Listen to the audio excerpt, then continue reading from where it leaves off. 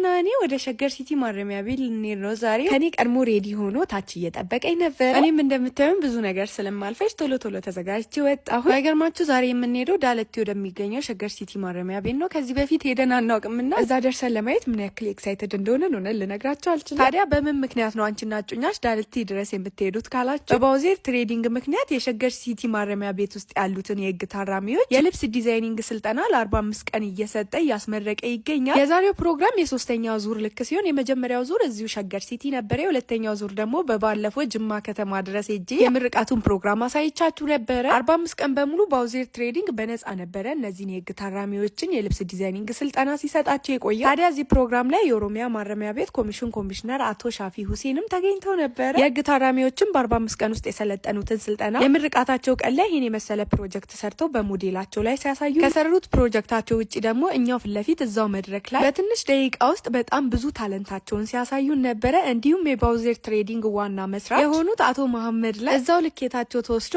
እዛው ሰደርያ ተሰርቶላቸው በዚህ መልኩ ለብሰው እዛው ወክስ ያደርጉ ነበር። እነዚህ ተመራቂ ተማሪዎች እኔ ቃል ነው ያጣውላቸው። ችሎታቸው ሰውነታቸው ነው እንጂ የታሰረው አይምሯቸው በጣም ብዙ ነገሮችን መስራት እንደሚችሉ በግልጽ አሳይተውናል። እነዚህ የህግ ታራሚዎች በ45 ቀን ውስጥ ብቻ በመሰልጠን ለምርቃታቸው ቀን የሰሩትን ፕሮጀክት ቶፕ 10 ውስጥ ያሸነፉት ዲዛይኖች እነዚህ ልክ ሲሆኑ ከ1 እስከ 3 የወጡት ደግሞ እነዚህ ዲዛይኖች ናቸው። አንደኛው ያሸነፈውን ዲዛይን መቼስ መገመት አይከብዳችሁም አይደለም? ክሬቲቪቲነታቸውን እኔ በእውነት በቃላቶች ራሱ ማስረዳት ይከብደኛል። ባውዜር ትሬዲንግ በዚህ ዙር 64 የህግ ታራሚዎችን ነው አስተምሮ ያስመረቀ። በነፃ ከመሰልጠናቸው በላይ ደግሞ ለ64ቱም የህግ ታራሚዎች አንዳንድ ማሽን ማለትም 64 የልብስ ስፌት ማሽን በባውዜር ትሬዲንግ ምክንያት በስጦታ ተበርክቶላቸው ተመራቂ ተማሪዎች እንኳን ደስ ያላቸው። ኤኒዌይስ ቆይታችን ይሄን ይመስላል። ወዳቸዋለሁ ባይ